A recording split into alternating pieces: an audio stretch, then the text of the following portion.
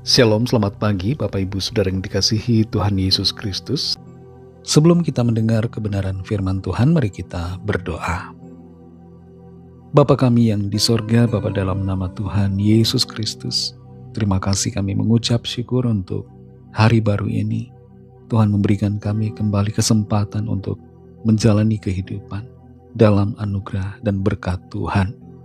Saat ini kami mau mendengar kebenaran firman-Mu. Urapilah kami Roh Kudus agar kami mengerti dan taat melakukan akan setiap kehendak-Mu. Dalam nama Tuhan Yesus kami berdoa. Haleluya. Amin. Saudara yang dikasih Tuhan, ayat firman Tuhan saat ini terdapat dalam kitab Hakim-Hakim pasal 2 ayat yang ke-10. Tertulis demikian.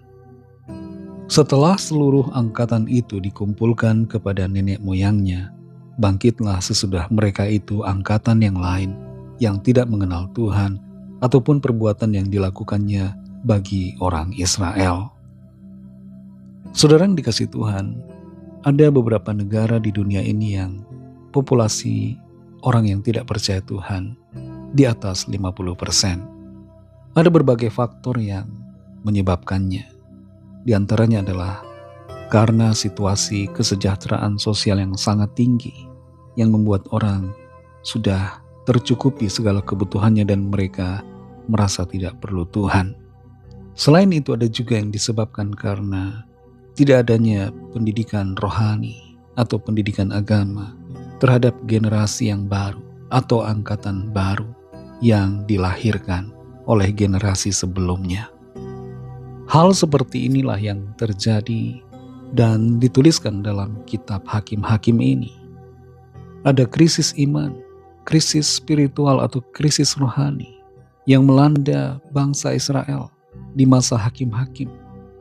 Generasi yang pertama mengalami Tuhan.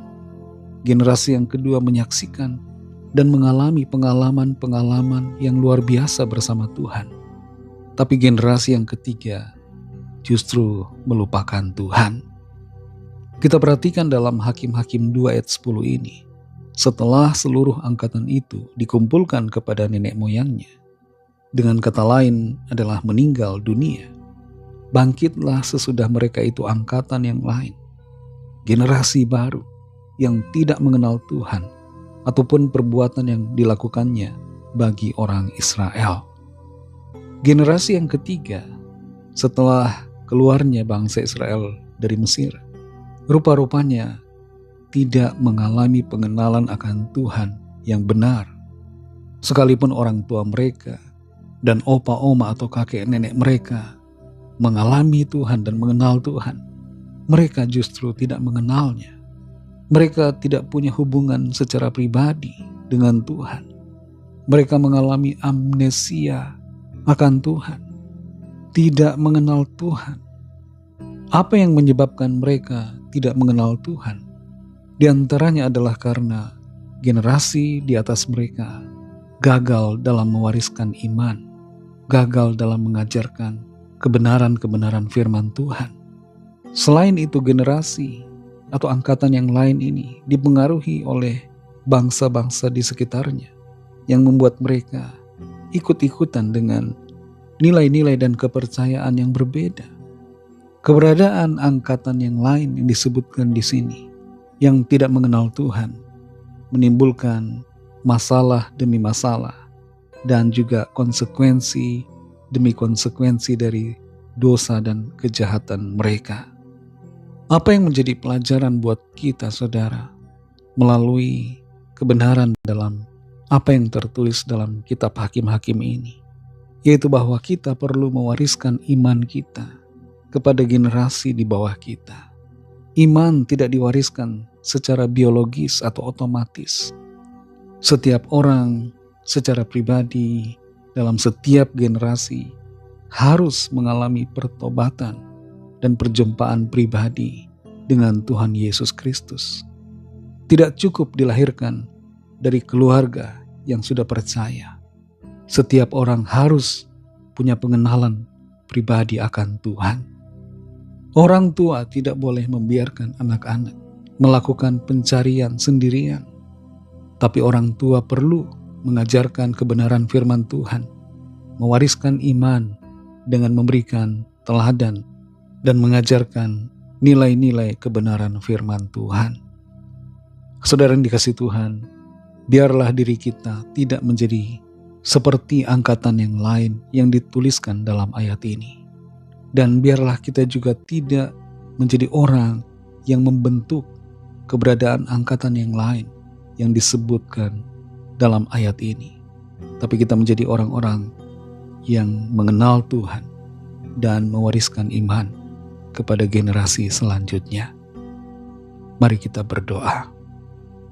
Terima kasih Tuhan Yesus, kami bersyukur untuk firman-Mu yang sudah kami dengar. Firman-Mu memberikan kami tuntunan untuk melangkah dalam kebenaran. Firman-Mu mengingatkan kami supaya kami mewariskan iman, mengajarkan firman Tuhan kepada generasi di bawah kami dan juga kepada orang-orang di sekitar kami, memberikan teladan hidup, memuliakan nama Tuhan.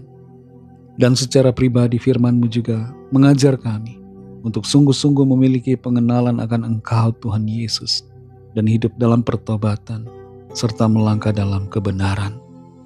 Terima kasih Tuhan Yesus untuk firman-Mu. Pimpin kami selalu Roh Kudus berjalan dalam kehendak-Mu ya Bapa. Berkatilah kami di sepanjang hari ini dalam segala tugas aktivitas kami. Pimpin dan sertai kami sehingga kehidupan kami senantiasa berhasil dan berkemenangan serta memuliakan nama Tuhan. Lawatlah setiap kami Tuhan yang sedang dalam keadaan sakit, dalam persoalan, yang sedang dalam pergumulan, entah itu dalam studi atau pekerjaan, usaha atau bisnis. Lawat setiap kami Tuhan, kerjakanlah kuasa mujizat-Mu dalam kehidupan kami.